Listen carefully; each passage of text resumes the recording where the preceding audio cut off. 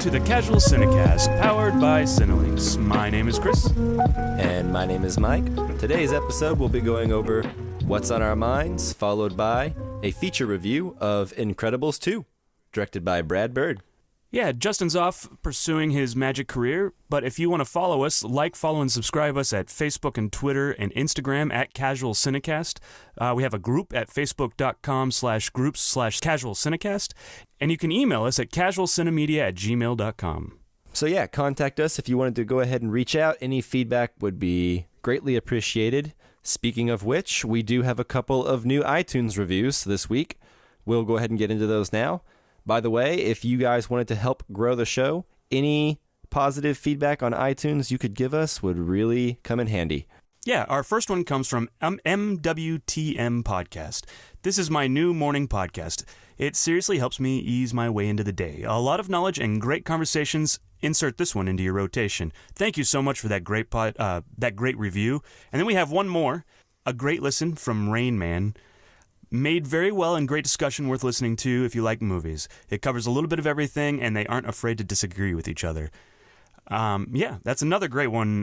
Really appreciate that. Yeah, seriously, that kind of feedback really helps. And like I said, 5-star reviews really help grow the show in iTunes and get us out there to a wider audience. So keep it coming. Absolutely. All right, so without further ado, Chris, are you ready to move into What's on Our Minds? Absolutely.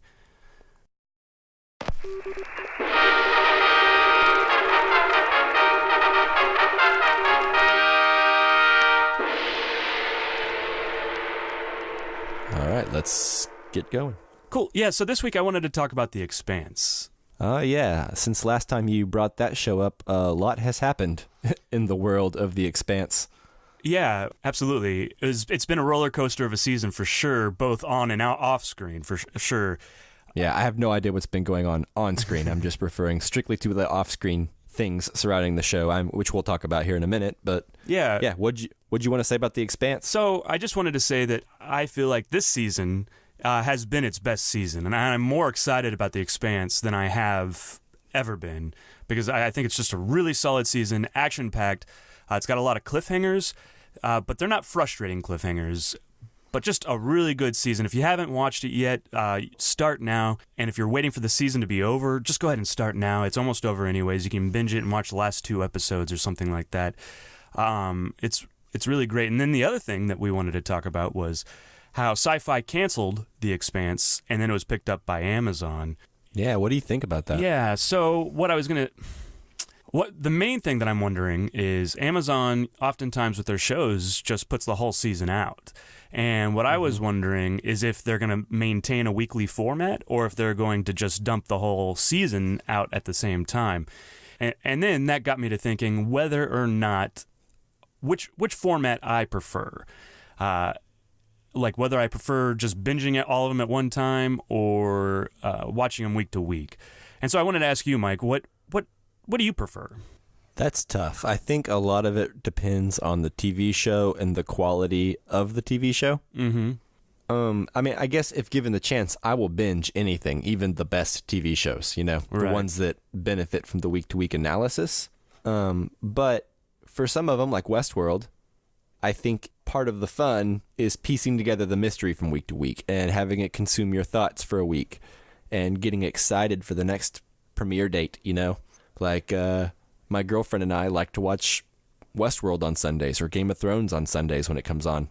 We don't have very many TV shows that we can look forward to like that, but we try to make it an event because it's fun. We look forward to getting off work and that being our Sunday nights. Yeah, appointment television, right? Yeah, so there's something to be said for that, but there's also something to be said for, having a whole day off work and being completely engrossed in a world and seeing a story unfold from beginning to end. So really, I didn't answer your question at all, but what I'll say is if The Expanse is good enough to keep the conversation and the thoughts moving around for a whole week in between episodes, I don't see why not. You can always binge it again later. Yeah. So I think the answer to my own question would be, I think you're right. It depends on the show. Like The Leftovers, I don't know that I would have wanted to binge that because each episode is heavy and you kind of want to digest it before you move on to the next one. And if you're just binging them, you're kind of missing out on some of the show, right? Like I think Game of Thrones does that, or Westworld is definitely a show where you kind of want to let it settle before you move on to the next one. Sure, but then there's sometimes... Oh, I'm sorry. No, that's right. I was just going to say, however, like TV shows like Stranger Things, I think actually benefit from just plowing through them because you're not thinking about them, right? So that's... Sure. I would say probably even Game of Thrones could benefit from binging as well in some of these later seasons when they don't have George R. R. Martin's books to go on. Yeah, that's probably true. I think the show is still fun, but the writing isn't as strong, and it's more of like an action conclusion to the story. Yeah. Since like the real good version of the story doesn't exist yet in book form. It's kind of interesting. Game of Thrones in itself has almost become fan fiction, right? Yeah, licensed official fan fiction, Right. But you know what? Clearly to make a story as good as it takes to make those books, it doesn't exist yet. It takes so long. So Exactly. So we may never get the good version that we all are comparing it to. This may be the only finished version of the story we ever really get. That's true. Anyway, that's not true. I think those publishers will probably... I bet they have ghostwriters like already have completed versions of the books ready to release. They're just waiting as a just in case. But anyway... so do you think Amazon's going to take care of The Expanse and give it the budget it deserves? Do you think it'll look better than sci-fi, worse than sci-fi? Well, like, I'm looking at some of Amazon's shows, and the highest budget one I can think of is that Man in the High Castle, and it doesn't look very good. Yeah, I've never had... I watched the first season of Man in the High Castle, and I didn't have a problem with necessarily the way it looked. I've only seen the first episode myself, so that may not hold up. So, you know what? If you're a fan of Man in the High Castle and it looks like a really great show, let us know. Yeah, it's kind of an interesting thing. So the deal with The Expanse is that there's a kind of a third party, right? The production company. And they were the ones that had entered into the agreement with Sci-Fi. So Sci-Fi didn't actually produce it necessarily. They just purchased the rights to play it on television.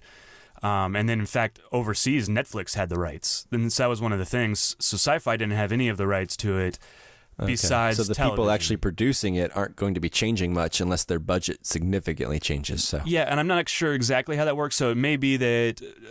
I imagine what's happening is that Amazon is purchasing it from this production company and that they will maintain a certain level. So maybe Amazon could say, we're willing to pay this much so you can increase your budget type of thing. That would be the only way that the budget would increase that I can see, right? Well, hopefully this works out and season 4 is not a significant drop in quality as far as budget and the way it looks and special effects and whatnot, because it seems like a pretty special effects heavy show. It is, and the special effects aren't always great. It can be forgiven for that because the story's good. Sure. Well, you know, the special effects sometimes aren't that great in Westworld either. And that's like the biggest show ever right now. Yeah. So they still can't do CGI tigers. But then again, that stuff's hard. Right. On a constrained budget like that, it's probably pretty tough. Yeah. All right, cool. Well, anything else about The Expanse you wanted to talk about? No, just if you haven't seen it, go check it out. It's really good. It's currently still on the Sci-Fi Channel until next season. Right. And you can actually watch it on Amazon now. That's the only place that it's available on Amazon Prime, the back seasons. So what have you been watching, Mike? Yeah, so this week I went and saw a movie that we're going to be doing a podcast episode on soon, like a bonus episode called First Reformed. So I won't go into that too much, but I also wanted to watch some other movies that inspired the writer-director of that movie, Paul Schrader, to make it. And one of those movies was a movie from 2013 called Ida. This is a Polish drama about a young girl who is set to become a nun in 1960s Poland. And right before she takes her vows, they send her to her only living relative to learn a little bit more about herself. And what she learns is that she is Jewish. And so this is about her journey of self-discovery and her crisis of faith and everything she has to do to kind of discover herself after this, and also follows her last living relative who also lost a lot during World War II, and it's quite good. It's very slow. It's very purposeful. It's quite short, though. It's only like an hour and 20 minutes, Oh, wow. Yeah, and it's anyways from a director, Powell Pawlowski. He's actually directed a few things. The only thing I've seen is a movie starring Emily Blunt called My Summer of Love that came out a few years ago. Other than that, I don't think he's done too much that I know. But Ida is quite good if you like kind of slow, religious-y type dramas. Right. Which I do. Yeah, just you talking about it already makes me think of First Reformed and that it had a heavy influence on it. Yeah, absolutely. Paul Schrader talked about a lot of his influences for that movie, and I'd seen a lot of them. A lot of the movies he mentions are in the Criterion Collection. Ida was one that's actually been on my Netflix queue, or was on my Netflix queue for a long time, and I just never watched it. And so finally, I just decided to rent it, because I don't even know if Netflix has it anymore. It's always good to rent movies like that, too. Give them some money. Yeah, if you can. Yeah. Yeah, anyway, I got it on Amazon Prime. You can rent it on there. I recommend doing it. It's quite good. It's filmed in like 4:3 and black and white, so it's probably not very appealing to a lot of people. But if you don't care about that kind of thing, or if that thing, sounds like your cup of tea, I feel like you'll get a lot out of this movie. Yeah, and it's only 1 hour and 20 minutes, so it's not as if... What do you got to lose? Yeah, you're not investing a lot of time into it, so... Yeah, that's like half of The Incredibles. Right. Or something. The other thing that I really wanted to talk about before we get into it was I rewatched the first Incredibles this week, because I haven't seen that in a long time. Yeah, me either. I watched it this week as well. Did you? Awesome. Yeah. It still holds up, man. It's really good. Yeah, I really enjoyed it. You're right. It holds up for sure. I'm glad I decided to watch it again. I don't know. I guess I didn't really not remember anything, but it's still nice to catch up, especially since the sequel picks up like immediately after the first one does. It's nice to remind yourself of like the side characters and everything like that. Right. Because there are some characters in the first one who like have a bigger part in this one, and I didn't even remember them. Like Sally's date guy, the guy that asked her out on a date. Right. I actually did it backwards, where I watched Incredibles 2 and then watched the first one. Oh, nice. Yeah. Did it enhance your viewing experience at all? Yeah, I liked the first one. And then you're right, the date guy, I was like, oh, he was in the first one too. It's kind of that kind of thing. Yeah, exactly. So anyway, that's about it. We'll get more into The Incredibles and comparing it to The Incredibles 2 here in a minute. Before we get into it, there's only just one other thing that I wanted to talk about that I thought was pretty interesting, is we are a Criterion podcast sometimes. And so we've talked about Terry Gilliam, the director, before. And recently, Terry Gilliam has been making news because he finally got to make his cursed movie that is always doomed to fail, The Man Who Killed Don Quixote. Anyway, it was not allowed to premiere, or there was a bunch of drama around its premiere at Cannes because no one was sure if it was allowed to be showed, and then there was a rights distribution issue. And so now Terry Gilliam decided to try and fight back and get rights to the movie, like indisputably, and lost. So after he finally completed this movie that took decades to get filmed because, everything went wrong for him the first time he tried to make it, he finally makes it, and then this happens. Yeah, so apparently, I'm looking at an article on Gizmodo, and it looks like it says that the film belongs in its entirety to the production company Alfama Films. The film was made illegally. It's the first time I've ever seen so many people embark on a mission to produce and exploit a film without holding the rights. It's a unique case. So he'll also have to pay $10,000 in damages, and the company will be seeking, recompense from the Cannes Film Festival as well. Oh, man. This is, just when you think it couldn't get worse. Yeah, he suffered a stroke right before Cannes during that rights battle, and it's just kind of heartbreaking, really. I mean, maybe he could have done it a better way, and I'm not familiar necessarily with the case or laws in that area, but it's just sad to see that he's not going to make any money or benefit from this movie. And even worse, the reviews I've read that came out of Cannes were not great. So it's just kind of sad, really. Yeah. So if you guys don't know the story behind The Man Who Killed Don Quixote, there is a documentary released by the Criterion Collection called Lost in La Mancha. Yeah, Lost in La Mancha. And it's quite good. I recommend it. if you want to see how part one of this story unfolded, I can only hope there's another documentary being made by someone chronicling the second attempt. Yeah, absolutely. I think The Lost in La Mancha might be the best thing to come out of this whole escapade, right? Yeah, absolutely. It's fascinating. You'll actually see him set out and film scenes for The Man Who Killed Don Quixote in the 90s, starring Johnny Depp in the part that I assume Adam Driver has now. Yeah, I believe so. And you can actually see him with extras in costume performing. Mm-hmm. And then, like, the weather rains them out, and all their stuff gets flooded and washed away, and eventually they have to shut down production. It's just a huge mess, and it's a fascinating watch. So, yeah, absolutely. Yeah, check that out. It's called Lost in La Mancha. And then I guess if we ever get to see The Man Who Killed Don Quixote, it'll be interesting to finally see this thing on the screen. Yeah, despite how good it isn't. And that's the thing. To me, I'm going to go see this whether like every single review is bad or to mediocre. I just want to see this finished product. You know, finally he's completed it, and there's a chance that we never get to see it. And that's really disappointing to me. Oh, I'm sure someone will release it. At this point, it's gotten so much publicity that I feel like it's bound to make some kind of money when it finally does get released. Yeah. Just because people will be curious, right? Yeah, absolutely. Yeah. At least I really hope so. Yeah. Anyway, we will go ahead and link to this article in the show notes in case anyone has any kind of questions about it.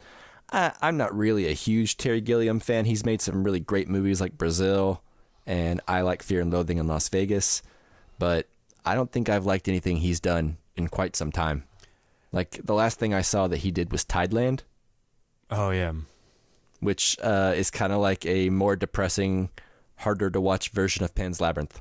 Yeah, I haven't seen Tideland, but I remember we were working at Blockbuster when we did watch it, and you told me all about it.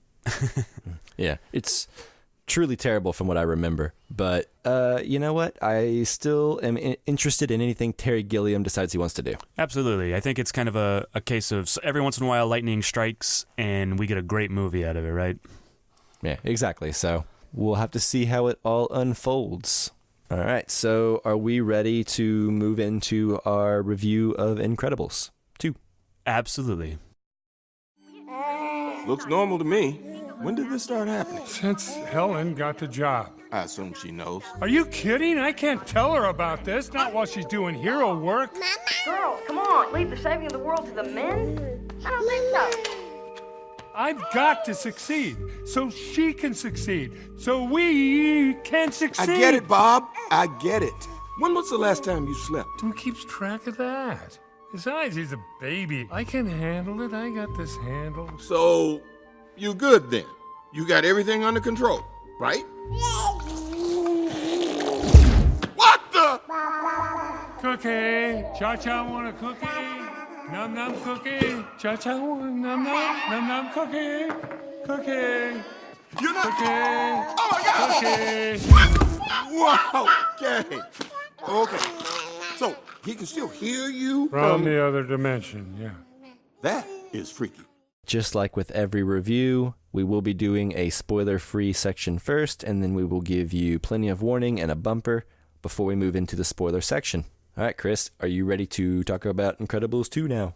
Yes, I am. All right. Incredibles 2 directed by Brad Bird and starring everyone who was in the first one. Yeah, so the IMDb synopsis: Bob Parr, a.k.a. Mr. Incredible, is left to care for the kids while Helen, Elastigirl, is out saving the world. What do you think? How's that? Yeah, that about sums it up, although I would have liked maybe, more mention of the Incredible family as a unit and less about the parents. But Yeah. if I'm being critical of the synopsis, because this is a movie about the family after all, and it's not just about Bob and Helen. Yeah, exactly. It's definitely a family movie. Yeah. That being said, let's go ahead and move on in. So, Chris, what was your expectations for Incredibles 2? Were you looking forward to it? How are you feeling? Yeah, I was looking forward to it, but it wasn't... The Incredibles, the first one, was never my favorite Pixar movie. While I enjoyed it, I didn't love it, right? So I was excited to see it, but I wasn't over the moon for it, right? How about you? What were your expectations? Yeah, so I was hoping for greatness. You know, I liked The Incredibles 1 quite a bit when it came out. It's still probably one of my favorite Pixar movies. Yeah, this was actually on my 5 most anticipated movies of the summer list. So I was hoping it was going to be really good, especially since Brad Bird kind of had a flop with Tomorrowland. I wanted him to be able to bounce back because I really like the first Incredibles and I really like Ghost Protocol, the Mission Impossible that he directed. Yeah, Brad Bird is really great. And that was one of the reasons, I guess I would say, that I was anticipating it, to see a comeback from him after Tomorrowland. And I had just watched the first Incredibles, and I had forgotten just how great the action sequences in the first Incredibles are. They're so inventive and they're so fun. Yeah, I had a lot of fun watching that one. It feels, I like action comedy and fun action like that, you know? Yeah, Brad Bird's really good at the action sequences for sure. And that's, I think, one of the things that made Ghost Protocol so good. Oh, definitely, yes. The building sequence in Ghost Protocol is one of the most thrilling things that I've seen. Watching that in full IMAX was crazy awesome. Anyway, we're getting off topic. Incredibles 2. So, yeah, I was really looking forward to it, and I was really hoping that Brad Bird would be able to, you know, make lightning strike twice. Usually whenever we have 15 years in between sequels, you know, or any kind of decade between sequels, anything like that, usually when it comes back, it's not too hot. Yeah, they've let it simmer for too long. I think the only... It can be done, but just not very well and not very often. Yeah, I think the thing that Incredibles 2 has going for it is the superhero culture that is in, you know, with all the Marvel movies. It has that going for it for sure. That's true. It might appeal to more people now than it did when it came out, maybe. Absolutely. Yeah, so now that we've talked about our expectations, what did you actually think of the movie, Chris? Yeah, so one of the things I really like about Incredibles is a trope that I really just enjoy, usually anyways, and I love when movies take the extraordinary and put it in the ordinary. And Incredibles did that really well, and then I think Incredibles 2 just kind of continues that tradition. This movie is a fun, enjoyable ride. It's a lot of fun. Take your family to it. The family as a unit is really fun to watch work together as they try to reach their goal. I just don't think that there's much more to it than just an enjoyable ride.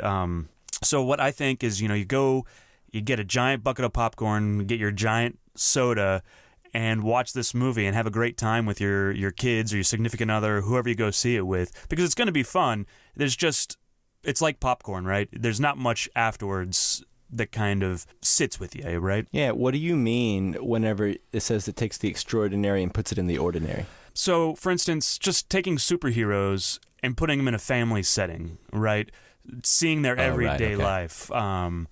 So seeing Mr. Incredible try to take care of his kids and the daily life and just get exhausted by Baby Jack. That's fun to me.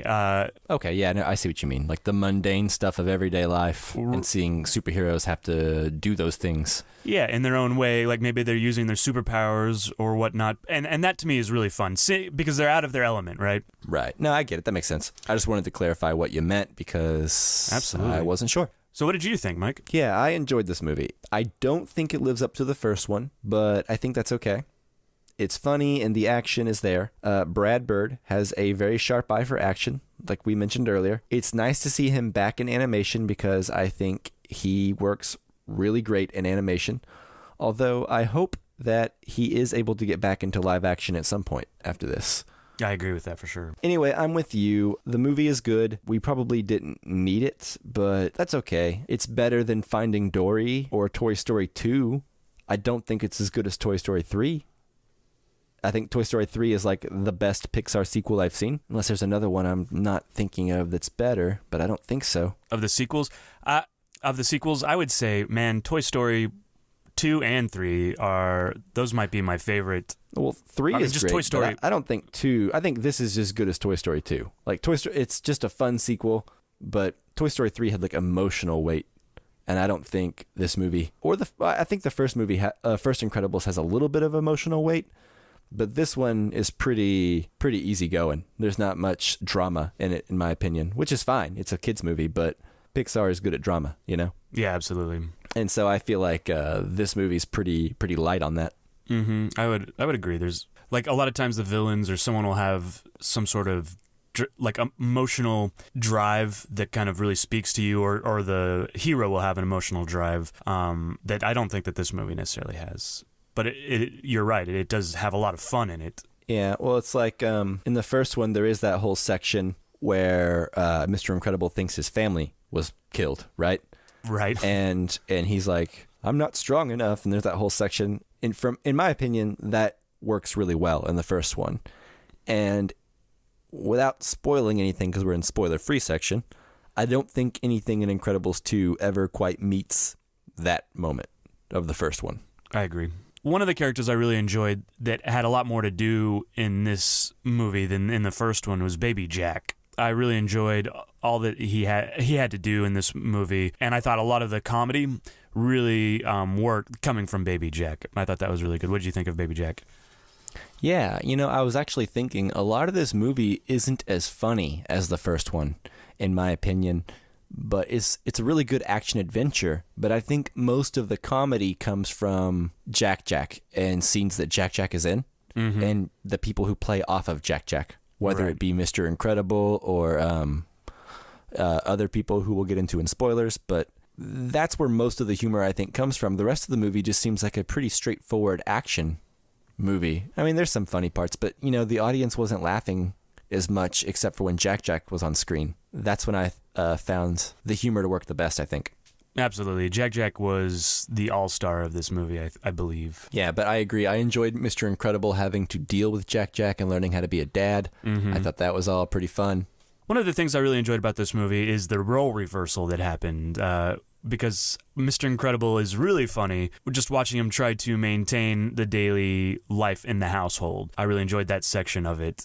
Yeah, I agree. I think it was smart for them to make Mrs. Incredible go out and be the one doing all the stuff at first, and having Mr. Incredible stay with the kids, because that's automatically a more humorous dynamic, seeing a clueless dad deal with that than a mom who's already dealt with it with her other kids, So that just works better as a way to take that lingering plot thread from the first one. And if you're going to make a sequel with it, that's probably the smartest way to go about carrying that over, in my opinion.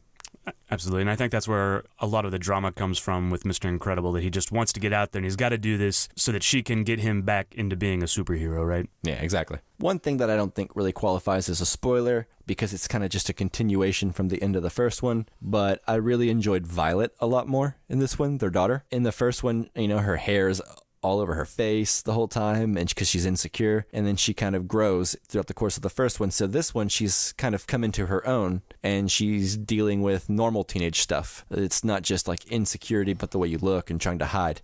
So she's automatically a lot less annoying of a character, right? Just because of that alone. Yeah. She was a lot stronger than she was in the first one, a lot more self-confident. I really enjoyed that from her character, and I thought that was a plus, yeah. Yeah, it feels like there was actually growth from the first one from these characters.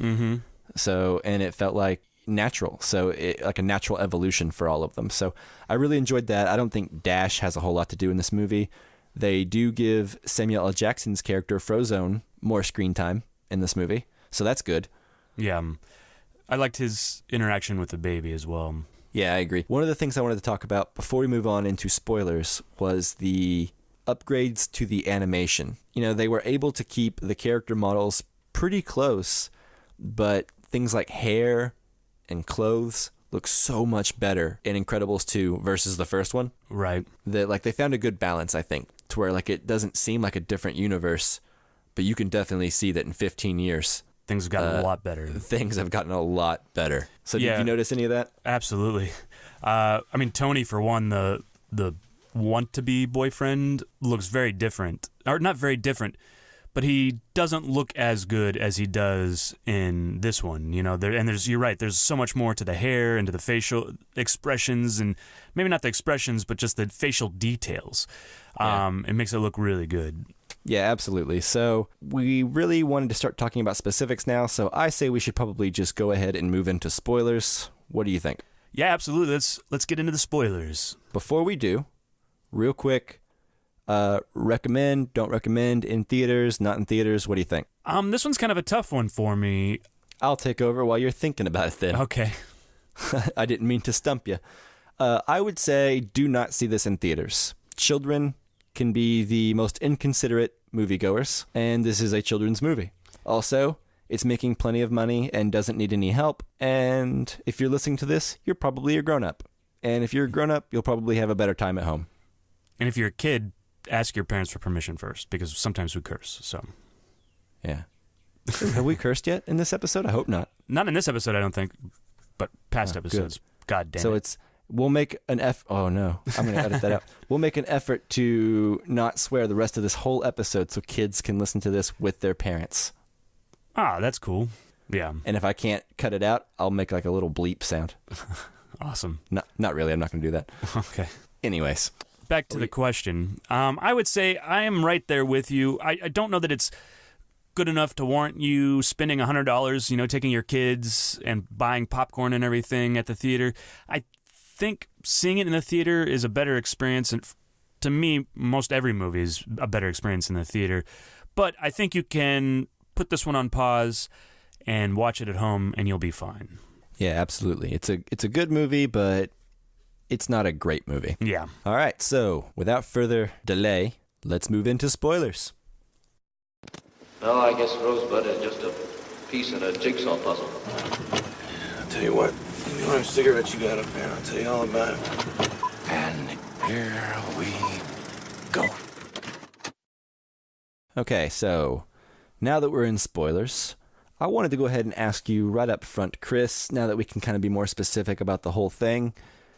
Do you like the decision to make it take place immediately after the first movie, or would you like to have seen some time pass? That's an interesting question. I enjoyed the movie the way it was. I have not considered whether I would enjoy it more if time had passed. My answer would be that I am perfectly fine with where the movie is. I never imagined it going further. It never really occurred to me. What do you think, Mike? Yeah, I don't know if it would have been better or worse. I just saw someone online mention something like that. Mm-hmm.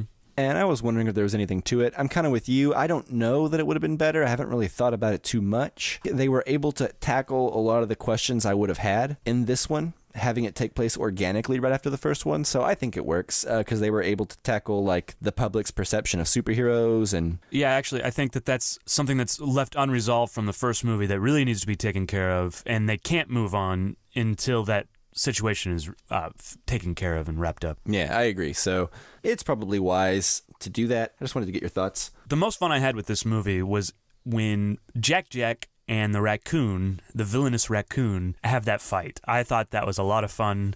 Oh, yeah. I got a lot of laughs. Yeah, and really humorous. I kind of wish the raccoon had stuck around and maybe they had made friends or something, because I just really like that dynamic between the two of them. I think that was probably for me the funniest part of the movie. How did you like it? Oh yeah, that definitely got the biggest laugh from my whole theater. Everyone was loving that scene. I remember some little kid was really enjoying that scene somewhere in the theater. Yeah, it was a lot of fun. Raccoons, I think, are guaranteed like fun thing. I think it's funny that he sees the bandit on TV and then he sees the raccoon's eyes. Yeah. And that's how he makes the connection. I also think it's kind of cool because at some point in the movie they're watching Johnny Quest. Right. And Johnny Quest's dog, his name is Bandit, which I thought was just like an interesting little thing. Yeah. Yeah, I enjoyed everything with like Mr. Incredible and Dash and Violet in the house trying to figure out how to deal with Jack. Mm-hmm. And when they invited Frozone over and they didn't know how to deal with Jack. Right. And I love that the only person who like was able to like deal with this kid at all was like Edna. Right. Who like doesn't like any people really except for now Jack. Yeah, and I like how Jack mimicked Edna. Yeah, like walking down the hallway. Mm-hmm. Yeah. Let me ask you this. Is there a power that Jack doesn't have? I would like to see Jack grown up, and when he can control all these things, he's going to be, far superior to Superman, right? He'll be like their Deus Ex Machina. Yeah, he can do whatever. He'll be their Superman or like their Goku, for those of you who know Dragon Ball Z, which is like the character who's so powerful that you need to orchestrate really elaborate ways to get them out of the fight. Right. So that way they can't just win right away. Yeah, I think keeping him as a baby, if they do any more sequels, is going to be necessary. Oh, yeah. They're not going to do huge time jumps where he's like 10. Yeah. I think if they do any time jumps, he'll be like a toddler. You know, actually, what I'd kind of like to see from this, I think I would like to see an animated series. I don't know how you feel about that, but an animated series that deals with the Incredibles, and maybe they can do season-long arcs where they fight a certain creature. But I'd like to spend more time with these characters, but on a weekly basis, you know, and kind of see them deal with certain issues and stuff like that. I think that'd be a lot of fun. I think it would work if it were like a 80s/90s era sitcom about a family, Yeah. to where like it mainly takes place around one area, because it's a family dynamic and it's got to be pretty wholesome. So you can't do a whole lot drama-wise with it. So most of the things need to be like pretty short plots, I would imagine. But yeah, these characters are fun. You have the goofy like side character that can come in and out, and Edna. You have all the kids that each have their own little storylines. Yeah, you can kind of really build up the world around it. Yeah. When Disney launches that streaming service, I would not doubt if we got something kind of like that. That's actually true, yeah. So when talking about this movie, one thing I'm having a really hard time with and trying to critique it is, although it's funny and although I enjoyed it, I'm not entirely sure what this movie is trying to say. And maybe it doesn't have to say anything, but like the first one, you know, was about learning to be selfless and learning to realize what's in front of you the whole time, you know? Mm-hmm. What is this one about? Yeah, so usually before we start each podcast, I sit down and kind of type out my thoughts. And this one was particularly difficult because because I feel the same way that you do. I'm not exactly sure what it's about or what it's trying to say. It is a fun ride, but I'm not sure what the characters learn, or whose arc is it? Like, is it the family as a unit's arc? You know, where they all come together with Jack, and I'm not sure what they come away having learned. Sure. I mean, Mr. Incredible learns how to put himself in Helen's shoes, Elastigirl's shoes, the mom's shoes. I guess she learns something similar, but I feel like she already had worked independently, so she didn't really learn anything that I know of. She never didn't need her family at any point, so she didn't learn that lesson per se. So I don't know. It's an interesting thought. I'm not saying she didn't learn anything, or she didn't have like an arc, but it seems like most of what was going on was with Violet or Mr. Incredible himself. Yeah, and even the Violet stuff, I don't know. Like, where is she at the beginning of the film and where is she at the end of the film? And is she that different, right? And even with that, Mr. Incredible, you know, he may have helped hang out with the kids more and do the family stuff, but I don't know that he is that changed at the end. Yeah, well, I mean, I think he changes more than anyone in the family. I guess the kids don't change too much. The wife doesn't change too much. They all learn that they need each other again some more after the first one. So I feel like that's not a very satisfying arc for everyone. So maybe it's nothing more than just a fun adventure, which is fine. Yeah. Yeah, I'm not saying that necessarily makes it worse, but the first one I felt like I remember being moved more. Yeah, and exactly. This one, I wasn't quite sure if it ever tried to move me. I guess it didn't. You know, I don't know. And I think I would have liked it more, because I think some of the best Pixar movies are the ones that hit me in the gut emotionally, and I don't see it coming, you know? Exactly, yeah. But if we've missed something, or you think we've missed something, let us know, because I would like to learn more about this film and what your thoughts are on it, too. So, just write us in and let us know what we missed, if we missed some sort of arc or conclusion to somebody's story in this movie. Yeah, absolutely. I watched it not too long ago, so if I haven't seen anything yet or haven't thought about it, just let us know. I'm always willing to be shown how foolish I am. What'd you think of the villain? Yeah, that's probably, to me, the weakest part of the film. Probably that whole scenario where the father died trying to call superheroes, and Bob Odenkirk's character being all on board with the superheroes. That never emotionally resonated with me, either one of like the villain or Bob Odenkirk's arc or characters. And I think it's kind of a missed opportunity there. I still think it's a fun movie, but I just, the villain wasn't that great. At least once it's revealed. I did like Screen Slayer in its... Well, Bob Odenkirk's not the villain. Right. Catherine Keener is, but both they're brother and sister.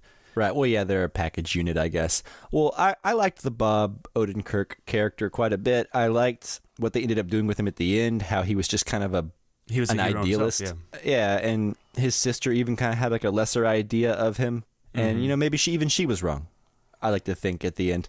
So I think he had a nice little character. I don't think the villain Screenslayer, I guess herself, really is that interesting. That one fight scene between Screenslayer and Elastigirl in that blinky room looked crazy. Yeah, that's what I was kind of trying to say. I think everything after the villain is revealed isn't as good, but Screenslayer and its costume is really good. I enjoyed that. Right. Well, I wasn't saying that, although I kind of agree with you. I wasn't saying that at all. I was just saying the actual fight scene and the way it looked and the way it was put on screen with like the blinky lights and everything like that was just crazy and really entertaining to watch. And I hear it might be causing some seizures. Yeah, so. I saw that on the internet too. But anyway, Screenslayer was fine. I think it just seems like a general comic book villain, like a Batman villain or something. Yeah.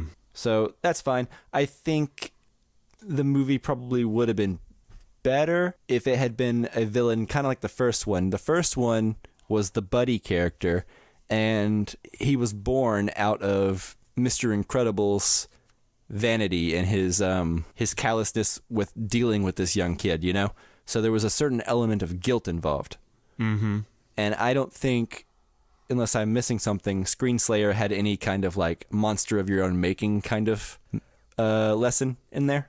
Yeah, or really any kind of attachment to the main characters, where there's a thematic element that applies to the main characters as well, right? Right, yeah.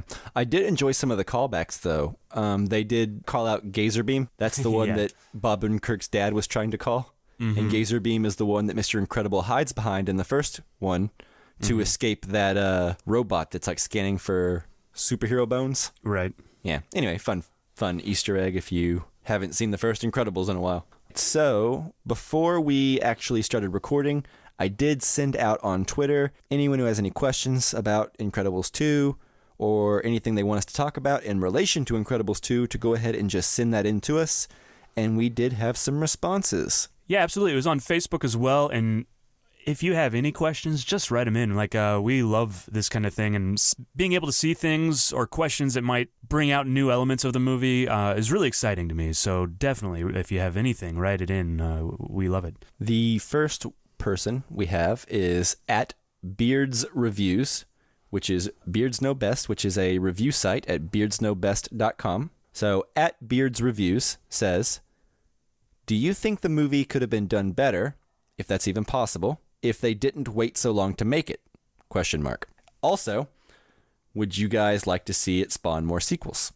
So to that first question, I think we kind of talked about that a little bit earlier, but I think it actually works out fairly well because of the pop culture with all the superhero movies that are coming out now. We are in the middle of superhero central with Avengers, and we're about to have Ant-Man again. So Incredibles, something that kind of lampoons the superhero genre. I think it's good to have that out now. I don't know that it would have been any better if it had to come out sooner. What do you think, Mike? I think it might have been better if it had come out sooner, to be honest with you. Oh, yeah? Why? I don't know. I have nothing to compare it towards. I know the Incredibles 2 we got, and I know it was good, but I also know Incredibles 1 was great. Mm-hmm. And I would also argue that Pixar has been making less great movies post-Toy Story 3 than pre-Toy Story 3. Yeah, they have definitely been a little bit more hit and miss lately. Right, exactly. So I just think the golden age may be past us when it comes to Pixar movies, but maybe not. I mean, they're still making great movies and great animated movies. That's a good point. I would take that. Yeah. That maybe in the golden age, if they had made it, it would be a lot better. I could see that. But like I said, who knows? I will always go and say that I would rather anyone do an original movie versus a sequel. So if Pixar wants to keep making original movies and wait another 15 years before Incredibles 3, I'm okay with that. That being said, I would like to see more Incredibles. We kind of talked about this earlier, and this is the second part of his question. You mentioned you wanted to see like a TV show. I'd be down for like a TV show, like an animated TV show, or I would be down for more movies. Just if they're going to franchise this thing, make it come out a little closer together. Yeah, I guess I could agree with that for sure. I don't want to wait 15 years if they're going to start doing spin-off movies like the Frozone movie. I'm not even sure that I'm interested in spin-off movies of the other characters, but I am really definitely not interested in that at all. In a Frozone movie, or just like other characters, or like being just about a them. Dash movie or a Violet movie or a Jack movie. I don't want any of that. I want, like, I would want an Incredibles 3 or Incredibles, whatever it is. Yeah. Yeah. I agree with that. I think I'm leaning towards a TV show. I'd rather have a TV show than more movies, I believe. Yeah, I think there's a lot of room, since it is a family unit and there are millions of successful TV shows centered around family units. I feel like having a superhero family unit would be, probably pretty great. So this is a bit of a sidebar, but I wanted to ask you, have you seen the Troll Hunters series that Guillermo del Toro produced or had a hand in? I watched the first episode of it. On Netflix? Yeah, it starts off fairly like Saturday morning cartoonish, but that show actually gets a lot better, and it's a continued story, so like they build the world up around them. Something like that would be really good for... Something like that would be really good for The Incredibles, because you can build the world up around them, you can have different characters come in, and I think an overarching villain, maybe per season or something along those lines. Meanwhile, all the kids are dealing with their drama, going to school and stuff like that. That would be a lot of fun, I think. Yeah, I agree. There's a lot of stuff you could do with that.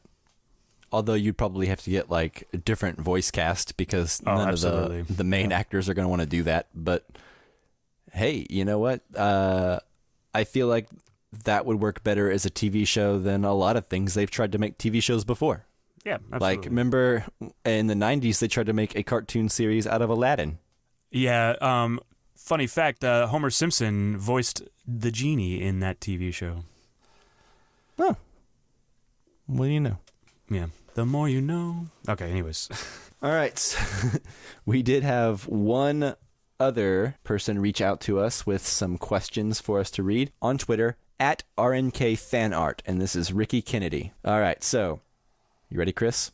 I'm buckled up and ready to go. All right, so here he writes, what are your thoughts on the use of profanity in the film? Although there were minor curse words, hell and damn, it was still slightly jarring to hear them used in a Pixar film for the first time. The Incredibles and its sequel have really pushed Pixar into more mature storytelling. Do you think we'll see Pixar release a PG-13 rated film aimed more for adults and teenagers? What do you think about that, Chris? Yeah. So what I would say is I was not aware that this is the first time that curse words have been used in a Pixar movie, and I was unaware that they even used curse words in this movie, which may speak to my jadedness and not noticing those words. So, yeah, I was unaware that they used it. I think on the second part of that question, I would say that these movies are already geared towards teens and adults. I think Toy Story 1 is a good example. There's a lot of in-jokes that parents get that the children won't. So I already think that they're aimed Laser envy. Yeah, laser envy, exactly. If you don't know what that joke means, it means you probably were too young when that conversation was going on. But yeah, there have always been adult innuendo, adult subject matter tackled in these movies.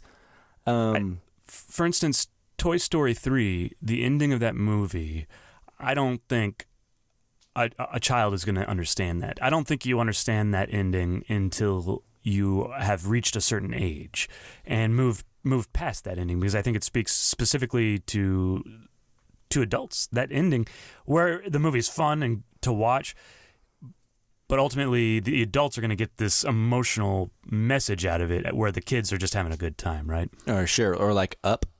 Up, oh man, yeah. I would say a child might watch Up and enjoy it and even cry. I would argue that adults probably get hit in the gut by that movie harder than kids. Yeah.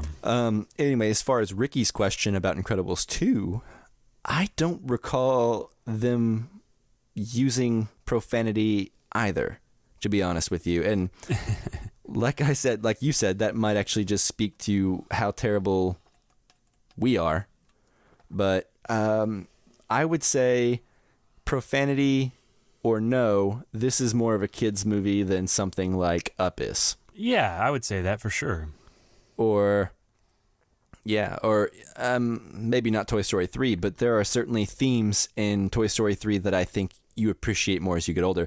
So I agree with you in that Pixar has always tried to primarily market their films to everyone, including adults.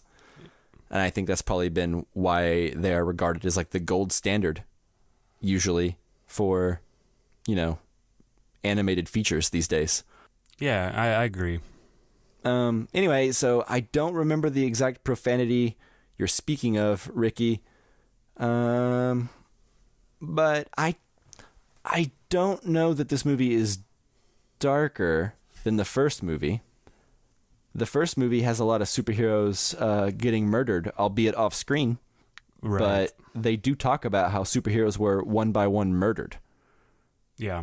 So, I don't know. I would say the subject matter has always veered a little bit more into the adult era. But when we were kids, movies did that all the time. So Yeah, absolutely. I agree there. Yeah. So anyway, in answer to the last part of the question, though, I doubt we will see a PG-13 Pixar movie unless they are independent from an IP that already exists, and Disney's involvement is downplayed a bit. Pixar's brand is to hit every demographic so they can bring in the most people, right? Yeah, well, that's just Star Wars and Disney and Marvel. That's everyone now. Everything Disney owns, I think, is going to try to appeal to everyone. But I think that kind of also answers the question he's asking, which is that they're going to try to appeal to everyone. Right. And I don't think there's going to be any parents, and maybe I'm totally wrong, but I doubt there's going to be any parents who are like, this Incredibles 2 film, I don't know if it's okay for my kids, Yeah. I mean, they might be. When I was a kid, I got scared at all kinds of silly movies that I shouldn't have been scared about. But I don't believe this movie is a step in the too dark direction. No, absolutely not. Yeah. All right. So that's all I've really got to say about Incredibles 2. Just to sum it up, I think it's good. I think it's a solid, 3.5, 4 out of 5. But that's with the first one being considered a 5 out of 5, Right. So it's not nearly as good as the first one. I would not have been sad if this movie never existed, but since it does, it's pretty good. I enjoyed it quite a bit. Yeah, it's a lot of fun. Yeah. All right, so let's go ahead and just move on. At the end of every episode, we have a question, and this week's question is, what is our favorite Pixar film? And I think this is a good one because there's a lot of good movies to pick from.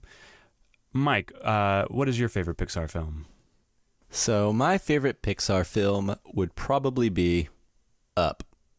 But then again, I want to say Toy Story. I don't know. I'm going to go ahead and say Up. As a grown-up, I'll say Up. Because Toy Story came out when I was a kid, so that one has like nostalgic value for me. The first Toy Story? Yeah, the very first one. I saw it in theaters. Mm-hmm. It was amazing. Yeah. But I don't think any of the Pixar movies have moved me quite as much as the first time I saw Up. So, real quick, before you move any further, I am also going to choose Up, so let's put these together and we can talk about it. But, I agree with you on Up. Man, it just packs such an emotional punch, and it's so controlled in what it's trying to do, and its story is so unique and so interesting, and the characters are so likable and so relatable. Yeah, I wholeheartedly agree with you. The first time I saw this movie, the first 5-10 minutes, I have never cried more in a theater than the first 10 minutes of Up. And the fact that they can do that in the first 10 minutes, make me weep, is remarkable, right? Yeah, absolutely. Because, I don't know, it's just like, it's all told through visuals, and there's a certain timelessness about it, and such great visual storytelling. You barely need any words. I wonder if it's because it's kind of broken down to the very essence. There's nothing extra. It's just telling this simple love story, and it works so well because we can all identify with those emotions. Well, and it has to do with like getting older, which is something that you start to realize you have a finite amount of time, and you're not going to be able to do all the things you wanted to do in your lifetime. And absolutely, and then it's just so sad. And following up that first 10 minutes, the movie is astounding after that. And it's just, this might be, in my top 10 movies, let alone my favorite Pixar film. Just talking about it with you is, just such a really great film.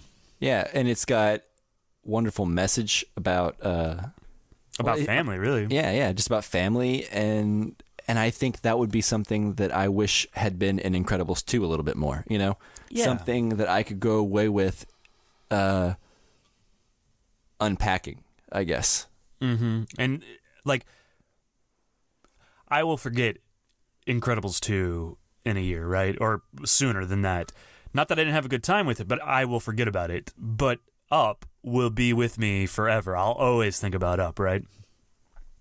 Yeah, I agree with that. So, yeah, it's a shame we don't have Justin here to tell us his favorite, but he will be back next week, and we might even ask him, just so we can get that in there. Absolutely. Yeah. Do you have anything else? No, I don't. All right, thank you very much for listening. Thanks Jake Wagner-Russell for our intro and outro music. You can find more of his music at www.soundcloud.com/bopscotch. The next episode, we'll be going over Jurassic World: The Fallen Kingdom. We'll have a bonus episode on Paul Schrader's First Reformed coming out soon. And we are working on our next Casually Criterion episode for David Cronenberg's Dead Ringers, starring Jeremy Irons. So if you have questions about any of those movies, please contact us. And Chris, where can they reach out to us at? Yeah, absolutely. Like, follow, and subscribe us, or review us on iTunes. Those 5-star reviews, like we said at the very beginning of the show, help us grow the show and help us grow the community. On Facebook and Twitter and Instagram, we are at Casual Cinecast. Facebook.com/groups/Casual Cinecast. We have a group there that we can sit and talk about film all we want. And then you can also email us at casualcinemedia@gmail.com. Absolutely. So thank you so much for listening. If you have any feedback, we'd love to hear it. We hope you enjoyed our episode on Incredibles 2. Yeah, join us next week, and we'll have more content for you. Absolutely, guys. See you later. Adios. Bye-bye. Bye-bye. What an incredible episode.